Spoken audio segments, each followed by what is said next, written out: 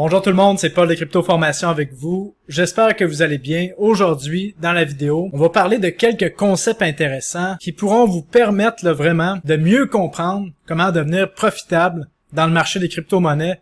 Donc, vous allez voir la conférence que j'ai donnée à la rencontre Crypto Québec du mois d'avril, où est-ce que j'ai parlé de qui aide pour devenir un bon investisseur. Puis cette section-là peut vous aider dans toute votre vie, pas seulement pour l'investissement.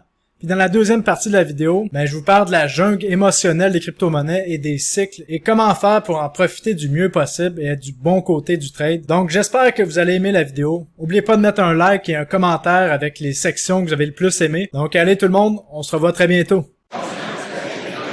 Alright. Donc, dernière présentation de la soirée.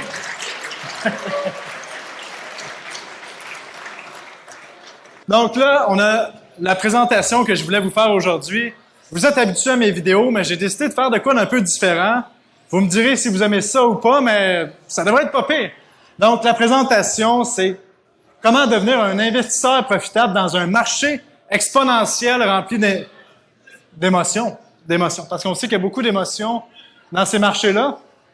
Donc là, pourquoi j'arrive ici puis je vous parle d'investissement dans une conférence de crypto? Il y a trois raisons principales. C'est que, premièrement, l'investissement, ça fait partie des crypto-monnaies. Parce que les crypto-monnaies nous permettent d'investir dans des systèmes décentralisés. C'est la première chose qui nous permet de faire ça. Et je sais pas, à main levée, combien de personnes qui savaient pas pantoute c'est quoi les crypto-monnaies puis qui ont investi quand même dans le Bitcoin? Ouais. OK, moi aussi. Donc, c'est ça. Deuxièmement, c'est parce que la vie passe vite. Puis si vous décidez d'investir, aussi bien que ce soit le fun. Fait que j'aimerais ça vous donner des trucs pour que ce soit le fun et que ça puisse vous aider dans votre vie d'investisseur. Donc, c'est ça mon but ce soir. Puis, troisièmement, parce que d'avoir plus d'argent, c'est utile. Ça peut nous aider à faire les projets qu'on veut, à aider les gens qu'on veut. Donc, tout ça, ça va ensemble. Donc là, j'aimerais commencer avec c'est quoi de l'argent? Là, vous voyez ici, il y a une plaque du Costa Rica qui est marquée BTC. Parce que le mois dernier, j'étais au Costa Rica, puis la plaque de mon auto, il était marqué BTC dessus. Faut le faire quand même, hein? C'est un coup de chance, Puis là, qu'est-ce qui est important de comprendre, c'est que on est allé à une place qui s'appelle Tortuguero, avec ma copine, qui est en arrière. On est allé faire du kayak dans des petites rivières où est-ce qu'il y avait des crocodiles. Puis là, on parlait avec Kevin Sambola, qui était quelqu'un qui est né au Nicaragua, qui nous disait que dans son pays, où est-ce qu'il est né, l'argent n'existait même pas. Ça veut dire que lui, qu'est-ce qu'il faisait de ses journées? J'ai demandé, qu'est-ce que tu faisais de tes journées? Là, il m'a dit, on chassait, on cueillait, puis c'est pas mal ça qu'on faisait, parce qu'on était obligé de faire ça pour survivre. Donc, ça m'a fait réaliser à quel point l'argent, c'est de l'énergie emmagasinée. Parce qu'avec un 20 $, si on veut acheter la chaise qui est là, ou le clicker qui est là, on n'a pas besoin de le faire. C'est avec l'argent qu'on peut faire ça. Donc, c'est pour ça que c'est le fun d'avoir des méthodes pour faire plus d'argent. Puis les crypto-monnaies, heureusement, permettent de le faire parce qu'on est dans un marché exponentiel. Puis on va en parler un peu plus dans la conférence. Donc là, investir dans les cryptos, c'est quoi? C'est la jungle, le Far West, puis un océan. Je vous explique pourquoi. Pourquoi c'est la jungle? Encore une fois, j'étais au Costa Rica, puis je regardais les choses aller. Vous savez que les bébés paresseux se font manger par des hiboux. Les hiboux peuvent se faire manger par les crocodiles. Les crocodiles, quand ils sont bébés, peuvent se faire manger par des lézards. Fait que tout se mange entre eux. Fait que là, j'ai réalisé que, c'est la jungle. C'est comme en crypto-monnaie. Pourquoi? Parce que parfois, on est le crocodile. Parfois, on peut être le lézard. Parfois, on est l'oiseau. C'est nous qui choisissons notre rôle. Mais là, il faut comprendre le marché pour ça. Aussi, investir dans les crypto-monnaies, c'est le Far West parce que c'est un marché complètement nouveau. Les règles sont différentes. Puis c'est un océan parce qu'il y a des baleines, il y a des requins, il y a des planctons. Et encore une fois, c'est la même chose. La question à se poser, c'est quel rôle qu'on veut avoir quand on investit dans les crypto-monnaies. Est-ce qu'on veut être la baleine? Est-ce qu'on veut être le plancton qui se fait défoncer par la baleine? Est-ce qu'on veut être le poisson qui suit la baleine qui fait des gains? Là, c'est une question à vous poser. Chaque fois que vous mettez $1 dans les crypto-monnaies, posez-vous cette question-là. Est-ce que je suis en train de faire l'épée et de me faire bouffer par la baleine qui est là? Ou je suis en train de la suivre? Première question à se poser. Donc, la conférence va être divisée en deux parties. On va commencer par parler pour qui, dans le fond, qui aide pour réussir dans ces marchés-là. Puis après ça, en deuxième, je vais vous parler de comprendre les marchés exponentiels remplis d'émotions. Puis cette conférence-là va vous être utile autant dans votre vie d'investisseur que dans votre vie de business, puis je pense même dans votre vie de tous les jours. En tout cas, c'est ça que je souhaite. Donc, restez avec moi pour les 20 prochaines minutes, parce que j'espère que ça va être intéressant. Vous me le direz après. Donc, qui aide pour réussir dans ces marchés-là? On m'a déjà demandé, on m'a déjà dit, Paul, c'est facile pour toi faire de l'argent. Comment faire pour faire de l'argent facilement? Est-ce qu'il y a un shortcut? Ben, est-ce qu'il y a des shortcuts? Oui et non. Il y a des shortcuts, oui, quand on comprend les bonnes choses, puis on fait pas les mêmes conneries tout le temps. Mais ce qui est important de comprendre aujourd'hui, c'est qu'il y a une différence entre connaître le chemin et marcher le chemin. Puis moi, aujourd'hui, je vais vous expliquer le chemin, mais c'est à vous de marcher le chemin en faisant vos propres démarches. Puis, comme Morpheus a dit, je ne peux que te montrer la porte et c'est à toi de la traverser. Ceux qui connaissent la matrice, je suis un fan de la matrice. Donc, puis je pense qu'il y a beaucoup de fans de la matrice ici aussi, sérieusement. Donc, la courbe de l'apprentissage, comment ça marche pour apprendre? Ben, quand on commence, on apprend un nouveau concept. Combien de personnes ont appris le trading? Bon, moi, j'apprends le trading. On pense tous qu'on est des génies. On pense tous que dans un mois, on va pouvoir lâcher notre job puis vivre du trading. Mais là, on se retrouve ici, dans la montagne de la stupidité. On pense qu'on connaît tout, mais on connaît rien. Puis c'est à la longue qu'on finit par comprendre qu'on comprend rien. Puis quand on comprend qu'on comprend rien, ben c'est là qu'on peut vraiment devenir bon. Donc, c'est ça que j'aimerais que vous compreniez. Puis, la plupart des gens n'atteignent pas leur objectif de succès, pas par manque de volonté, mais par ignorance. Rappelez-vous de ça. C'est vraiment important de le comprendre. On fait des erreurs, mais parce qu'on ne le sait pas. Donc, qui aide pour réussir dans ces marchés-là? Bon, il y a quelques qualités que je vais vous énumérer, mais le prochain exercice, ça va être le plus important. Premièrement, il faut être persistant, parce que si on reste là pendant 2 semaines puis on arrête, on ne fera jamais d'argent dans ces marchés-là. Deuxièmement, il faut travailler fort et intelligemment. Parce que moi, je vois des gens, est-ce qu'il y a un shortcut? Est-ce que je peux travailler plus intelligemment pour faire plus d'argent? Mais la vraie question, c'est que oui, tu peux faire plus d'argent en travaillant intelligemment, mais tu ne vas jamais battre la personne qui travaille fort. La personne qui travaille fort et qui travaille intelligemment va toujours battre la personne talentueuse qui fait juste travailler intelligemment. Troisième point, il faut être stratégique. Quatrième point, il faut avoir la capacité de passer à l'action, de prendre des décisions. Et je pense que tout le monde ici, vous êtes capable de le faire parce que là, on vient de rassembler presque 400 personnes dans un marché baissier. Franchement, bravo. Bravo. Puis, wow. Puis là, on va continuer les caractéristiques. Il faut avoir des opinions fortes, mais faiblement tenues. Ça, qu'est-ce que ça veut dire? C'est que quand on investit, ça prend des convictions, parce qu'il faut mettre nos couilles sur la table. On décide qu'on met notre argent, mais faiblement tenu. Parce que s'il y a quelque chose qui se produit, qui fait qu'il faut changer notre décision d'investissement, mais il ne faut pas rester têtu, il faut changer d'opinion. Donc, des opinions fortes, des convictions, mais être prêt à changer d'idée quand les choses changent. Capacité d'introspection, bon, ça, on va en parler plus tard. Capacité d'être relax, prendre du recul. Vous le savez, c'est important d'être relax, puis selon son style d'investissement. Donc là, ce que j'aimerais vous dire aujourd'hui, ça c'est bon dans la vie, là, c'est qu'il n'y a rien de binaire. Là, il y a des gens dans la salle qui disent, ben oui, moi j'aimerais ça bien investir, Paul, mais je suis pas capable de lire une charte. La question, c'est pas, est-ce que oui ou non tu es capable de lire une charte? La question, c'est, à combien tu es capable de lire une charte? À combien tu es capable d'utiliser un échange décentralisé? Tout le monde peut le faire, c'est juste qu'il faut comprendre que c'est une échelle de 1 à 10. C'est pas oui ou non. Donc, avec cette attitude-là, je pense que c'est là qu'on peut gagner. Donc là, je vais vous parler de l'échelle du succès d'Alexandre Hormozy, qui a vraiment modifié ma façon de penser. Donc là, qu'est-ce qu'il faut comprendre, c'est qu'on a une échelle du succès ici. Vous voyez 2 côtés avec les barreaux au milieu. Donc là, il y a 3 qualités.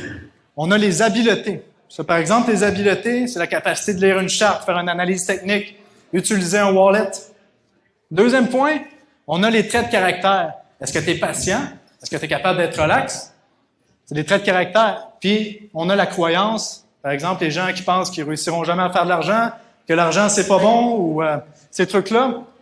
Là, qu'est-ce qu'il faut comprendre dans cette échelle de ces trois qualités-là, habileté, trait de caractère et croyance? Si vous avez une des trois qualités qui n'est pas au même niveau que les autres, c'est cette qualité-là qui va vous limiter. Est-ce que c'est clair à date? Parfait. On va faire un exemple ensemble. Je vais vous demander c'est quelle qualité qui est en lien dans cet exemple-là.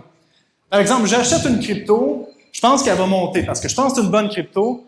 Après 1 mois, la crypto n'a pas monté, mais là, je vois mon YouTuber préféré, puis là, il dit « Non, cette crypto-là, c'est la meilleure. » Fait que je vends ma crypto, j'achète la crypto qui a déjà monté du YouTuber. 2 jours après, la crypto que j'avais fait x5. Quelle est la qualité qui manquait à cette personne-là? Est-ce que c'est à main levée, est-ce que c'est une habileté? Qui pense que c'est une habileté? Est-ce que c'est un trait de caractère? Oui.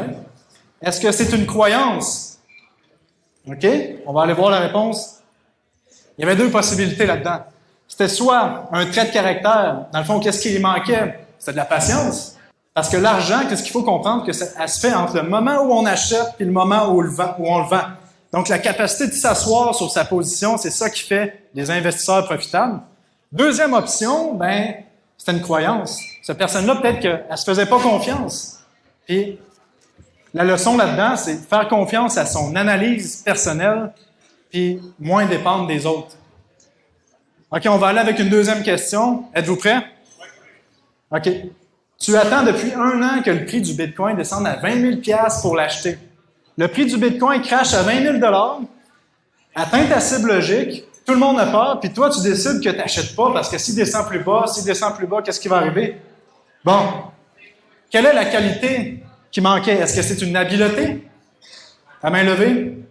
Non. Est-ce que c'est un trait de caractère? Peut-être. Est-ce que c'était une croyance? OK. La réponse, c'était un trait de caractère. La personne a manqué de conviction, n'a pas été capable de passer à l'action. Donc, cette personne-là, qu'est-ce qu'il faut qu'elle travaille? C'est ses convictions, être capable de passer à l'action. Vous comprenez? C'est tous des trucs qu'on peut travailler. On peut travailler là-dessus. Puis la leçon là-dedans, c'est respecter son plan, parce que c'est la clé du succès. On va aller avec un dernier exemple. C'est bon pour vous. J'ai fait mon analyse de marché. Je veux acheter cette crypto qui va exploser, mais je ne sais pas comment utiliser cette nouvelle plateforme d'échange décentralisé parce que c'est trop compliqué pour moi. Fait que finalement, je ne l'achète pas. La crypto fait x20. J'ai manqué le bateau. Quelle qualité qui manquait? Est-ce que c'était une habileté? Une habileté? Trait de caractère? Ou une croyance? OK, je pense que vous avez raison là-dessus. C'était une habileté technique. En crypto, il y a tellement de monde qu'à cause qu'ils n'ont pas pris le temps de comprendre comment utiliser tel exchange, je sais pas, peu importe, à lire une charte, qui se retrouvent à manquer des opportunités. Donc, prenez le temps d'apprendre les bases. C'est vraiment important. Donc là, on va passer à l'étape suivante. J'ai un exercice pour vous à faire à la maison, à faire peut-être après la conférence, quand vous allez arriver à la maison, ou peut-être pensez-y maintenant. Premièrement, quelle qualité vous avez besoin dans votre vie, que ce soit une habileté, une croyance ou un trait de caractère pour réaliser votre objectif? Fait que là, vous notez les qualités que ça prend pour atteindre l'objectif. Deuxième étape, c'est, est-ce que j'ai ces qualités-là? Notez-les de 1 à 10. Est-ce que j'ai ça? Est-ce que j'ai la patience pour être capable d'investir dans les cryptos? Est-ce que j'ai les convictions? Notez-le sur un papier, sur 1 à 10. Puis après ça, on va les placer en ordre et on va arriver à la deuxième escalier ici. Qu'est-ce qu'il faut comprendre que quand on travaille sur ces qualités, ces croyances, ces traits de caractère, ces habiletés, ça s'additionne, ça devient exponentiel comme on voit ici. Ça, c'est c'est moi, finalement. C'est un petit peu la façon que j'ai faite pour devenir profitable en crypto. J'ai appris à apprendre. J'ai été à l'université, j'aimais vraiment pas ce que je faisais, mais j'ai appris à apprendre. Donc, finalement, ça servait à quelque chose.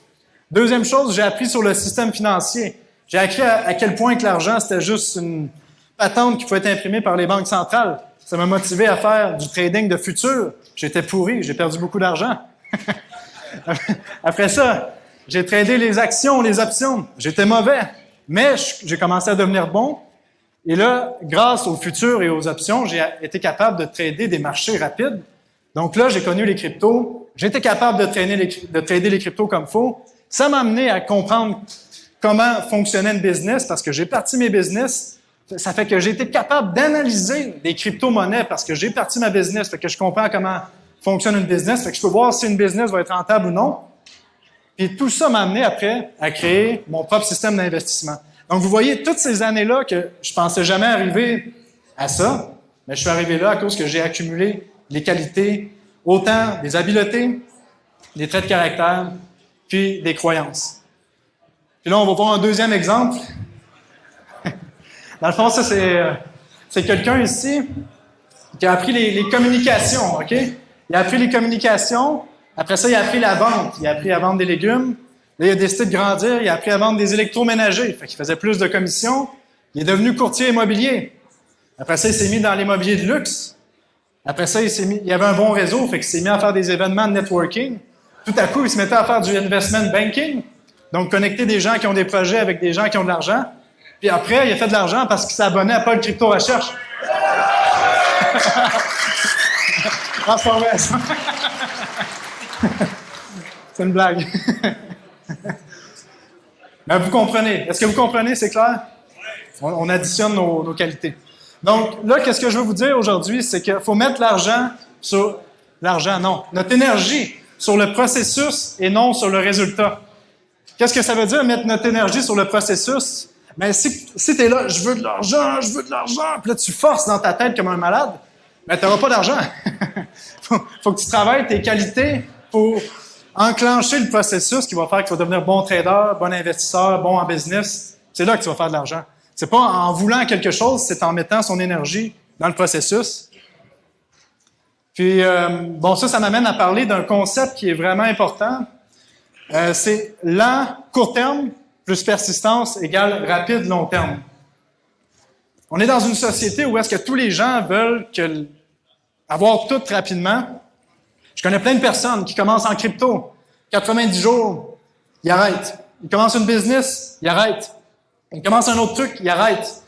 Mais c'est pas comme ça qu'on réussit dans peu importe le sport, peu importe qu'est-ce que vous faites. La vraie chose, c'est à tous les jours, vous êtes lent court terme. Vous en faites juste 1 heure, 2 heures. Pas obligé d'être à fond, mais à tous les jours, vous apprenez, vous vous améliorez 1% de plus à chaque jour. Ça fait qu'après 1 an, vous allez être 10 fois plus loin que si vous aviez arrêté après 90 jours. Puis ça me parle parce que c'est avec le temps qu'on construit des trucs. Puis je pense que ça peut parler à plusieurs personnes ici. Le secret du succès chez l'investisseur, ben là, ça dépend de ton horizon d'investissement. En 5 jours, une charte, ça a l'air d'être ça. 5 semaines, ça a l'air d'être ça. Puis si tu attends 5 ans, ça a l'air d'être ça. Fait que ça dépend comment tu investis. Donc, le secret du succès, c'est que ton type d'investissement que tu fais, toi, là, il faut que ça respecte ta durée d'investissement dans ta tête. Donc, l'exemple le meilleur, c'est un gars qui me dit, écoute, Paul, moi, je prévois que le Bitcoin va atteindre 100 000 dans 5 ans, fait que, je vais faire de l'argent. Mais je fais du day trading, puis je possède aucun Bitcoin. Ça marche pas. Vous comprenez? Son type d'investissement fonctionne pas avec sa thèse d'investissement. Donc, si vous êtes capable de faire fonctionner votre type d'investissement avec votre thèse d'investissement, vous allez être vraiment plus relax. Puis, il y a des façons d'accélérer son apprentissage pour terminer pour la partie personnelle. Une des meilleures façons d'apprendre à investir de plus rapidement, c'est de lire les livres des meilleurs investisseurs au monde, comme Market Wizard. Parce qu'on a des personnes que ça fait 30 ans qu'ils investissent, qui vont vous donner tous leurs secrets dans un livre. Prenez le temps de le faire. Puis arrêtez d'écouter des gens qui n'ont jamais eu de succès en investissement. Puis ça, le problème, c'est que les gens qui n'ont jamais eu de succès en investissement, qui nous donnent des conseils, c'est toujours notre famille, nos amis, nos proches, nos professeurs. Qu'est-ce qui me dépasse? Moi, c'est des professeurs d'université qui n'ont jamais investi, qui enseignent comment investir, des professeurs d'université qui enseignent la business, qui n'ont jamais parti de business. Non. Perdez pas votre temps avec ça. Allez voir ceux qui ont déjà réussi, puis ils vont être heureux de partager leurs connaissances souvent. OK. Partie 2. Êtes-vous prêts pour la partie 2 ou je peux arrêter là si vous avez... Ouais. OK. OK, on va faire la partie 2. C'est bon. Je n'étais pas sûr si vous aviez faim. Là, je voyais les repas qui commençaient à circuler. OK. Fait que c'est comprendre les marchés exponentiels remplis d'émotions. Bon. Les marchés exponentiels remplis d'émotions, je pense que ça décrit bien le marché des crypto-monnaies. Qu'est-ce qu'il faut comprendre, c'est que il y a deux trucs à comprendre. C'est comment investir. Est-ce qu'on investit en ce moment dans de la nouveauté, qu'on va surfer sur un cycle de hype, ou on investit dans un projet qui est solide, qui a des bons fondamentaux, puis qui va monter parce qu'il y a des bons fondamentaux? Deuxième chose, c'est comprendre la jungle émotionnelle, puis les cycles. On va aller voir ça ensemble. Puis une citation intéressante, c'est que le marché est un cycle qui se répète sans fin, avec quelques variations. Donc, les marchés en crypto sont rapides, brutals, puis avec beaucoup d'émotions. Puis je pense que vous le savez si vous êtes assis sur la chaise, là. Donc, savoir dans quoi nous investissons. Là, je voulais expliquer. Quand tu investis là, dans une crypto-monnaie, tu le regardes, la question à se poser, premièrement, c'est est-ce que j'investis dans une crypto que c'est juste du hype? Il n'y a pas de fondamentaux. Ou est-ce que c'est une crypto solide? Puis là, il n'y a pas de discrimination à avoir ici. Si vous êtes conscient que vous investissez dans un shitcoin qui peut pomper, parce que tout le monde en parle, il faut juste en être conscient. Puis quand vous avez fait des gains, sortez votre mise initiale rapidement. Puis si vous investissez dans du solide, soyez conscient que là, vous pouvez avoir un investissement d'horizon plus long terme. Puis, après ça, deuxième question, est-ce que vous investissez dans un système monétaire décentralisé ou dans des technologies, Bitcoin ou des systèmes tokenisés? Il faut savoir dans quoi on investit. Puis, troisièmement, est-ce que vous investissez dans des technologies de geek de crypto que juste les gens dans la crypto vont comprendre, ou vous investissez dans des technologies qui peuvent avoir une adoption mondiale? Ça veut dire que si vous investissez dans une technologie qui va avoir une adoption mondiale, potentiellement, il ne faut pas regarder aux mêmes endroits que les technologies de geek de crypto qui peuvent fonctionner avec la communauté. Geek de crypto, Twitter, technologie à adoption mondiale, il faut regarder où est-ce que les gens qui ont beaucoup d'argent mettent leur argent. Donc là, pour vous illustrer à quel point les cycles de hype, c'est vraiment important en crypto-monnaie, il y a toujours, dans les crypto-monnaies qui survivent, bien sûr, il y a deux montées.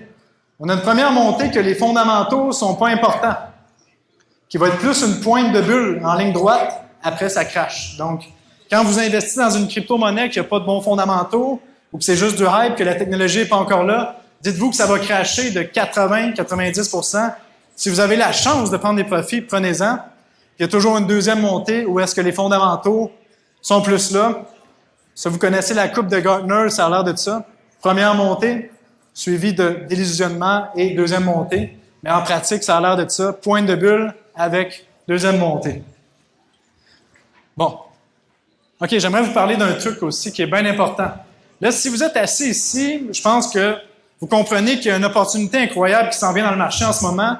On a plein de technologies qui, en même temps, là, depuis les 20 dernières années, il y a des centaines de millions de dollars qui ont été investis dans des technologies blockchain, l'intelligence artificielle, la robotique, la nanotechnologie, l'Internet des objets, le Web 3, puis toutes ces technologies-là arrivent à maturité en même temps maintenant. Qu'est-ce que ça veut dire? C'est qu'on va avoir des changements radicaux qui s'en viennent dans notre société avec la technologie. On entre dans un monde de science-fiction. Vous allez vous en rendre compte avec l'intelligence artificielle, qu'est-ce qui s'en vient. Imaginez que vous plantez le robot de ChatGPT dans un robot déjà. Et vous avez un robot qui est capable d'être autonome, de prendre des décisions, qui est votre assistant virtuel. Et ça va offrir des opportunités d'investissement qui sont juste incroyables. Donc, s'il vous plaît, je vous demande de rechercher là-dessus. Prenez votre temps à rechercher là-dessus si les technologies vous intéressent, parce qu'il y a du cash à faire là-dedans. OK. Dernier point, après ça, je vous laisse parler puis aller manger. La jungle émotionnelle. J'aimerais ça que... Je vous ai présenté souvent cette courbe-là. Là, c'est la feuille de triche de Wall Street.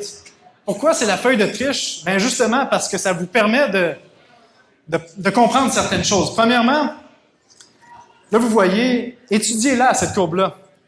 Par exemple, ici, la montée commence, les gens se disent « OK, j'ai de l'optimisme, la montée peut être vraie. » Après ça, on arrive dans le belief. « OK, je vais devenir investi à 100%. » On arrive dans le thrill. C'est le temps de s'endetter pour investir. On arrive dans l'euphorie. Je suis un génie. Bon, qu'est-ce que je veux dire par là? C'est que le cycle se répète tout le temps, puis vous, votre mission là-dedans, c'est que vous allez vivre ça. La question, c'est, quand le marché était rendu là, au thrill, comment est-ce que vous vous sentiez? Est-ce que vous aussi, vous aviez du thrill? Est-ce que vous étiez excité? Bien, il faut se poser la question. Parce que si on comprend comment on se sentait à chacune des phases de marché qu'il y a là, quand ça va se répéter encore, parce que oui, ça va se répéter encore, bien, vous allez être capable de prendre les bonnes actions. Ça c'est vraiment important de le comprendre. Deuxième point, bien, votre entourage. Ça c'est incroyable. Votre entourage, comment qu'elle se sentait quand on était dans l'euphorie ou dans le déni ou la panique? Moi, je connais quelqu'un qui, à chaque fois qu'il me dit qu'il investit dans les crypto-monnaies, c'est le sommet. Donc, cette personne-là, c'est mon indicateur de sommet numéro 1. Où il y a des gens que ça va être des bonnes personnes, où vous allez voir que... Donc, analysez votre entourage, c'est ça. Qu'est-ce qu'ils disent, votre entourage, lorsqu'on est rendu à certains moments du marché, parce que ça peut vous sauver les fesses, ça peut vous permettre de voir où est-ce qu'on est dans cette courbe-là, puis de comprendre ça, puis en vous analysant aussi vous-même.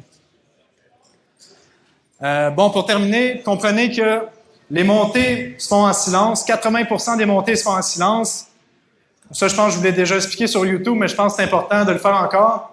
La fin de la montée va être publicisée dans les médias et les médias sociaux pour vendre au plancton qui se fait défoncer par les whales. Toujours la même chose. Puis pour terminer, qu'est-ce que je veux dire par là? On a une belle citation de Mark Twain. À chaque moment que vous vous rendez compte que vous êtes du côté de la majorité, c'est le temps de prendre une pause et de réfléchir. Parce qu'en général, il ne faut pas être du côté de la majorité. Donc tout le monde, notre travail, c'est de surfer la tendance et de l'apprécier. Merci.